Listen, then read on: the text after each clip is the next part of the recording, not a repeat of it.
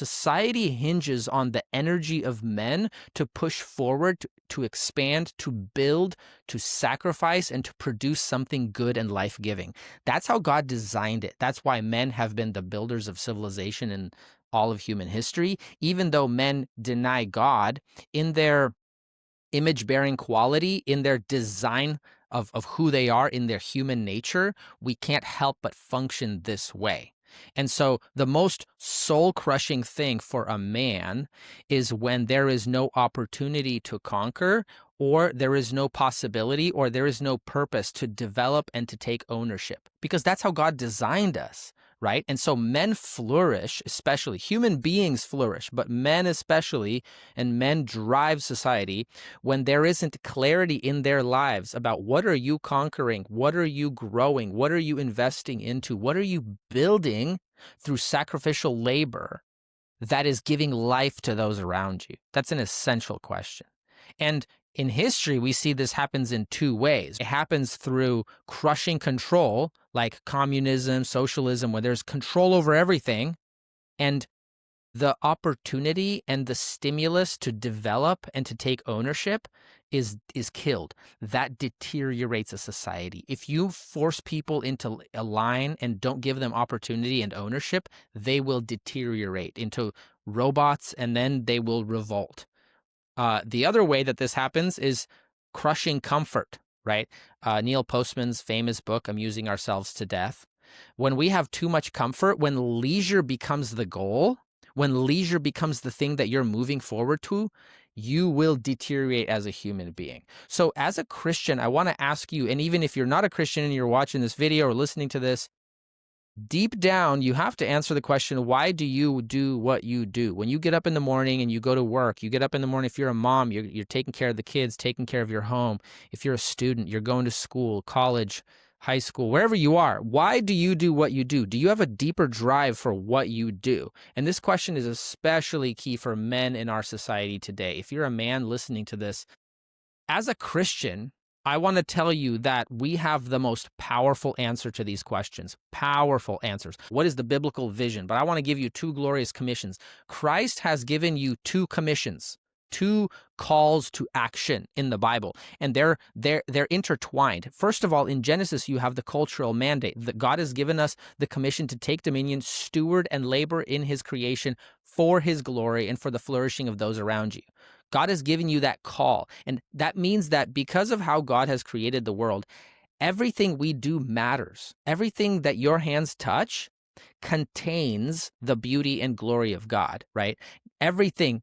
God sustains all creation, and he made it for a purpose, and everything is meaningful. And this is why Christians have always been deeply concerned about fighting moral evil, doing good, taking care of the poor, building hospitals, building culture, creating art, writing books, exploring science. The modern scientific revolution was driven by the Christian conviction that the world is ordered and designed and can be studied and discovered because God has created it.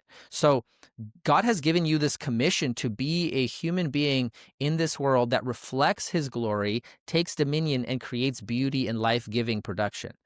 Second of all, God has given you the commission to make disciples of all nations and to engage in the work of new creation. So we have creation, we have new creation. These are two kind of pillars of the Christian motivation, creation, new creation. They're interconnected.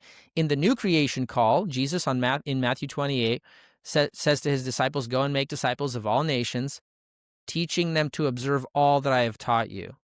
So there is a call there. And most Christians take this call as merely evangelism, right? Go and evangelize to people. But there's so much deeper than that. That's what we need to see. The gospel of Jesus, the message of Jesus, is that God has entered into history to deal once for all with the problem of sin and death. And that God has given his own life to deal with this cancer. God has come into this world to take away this brokenness and this cancer of sin and death.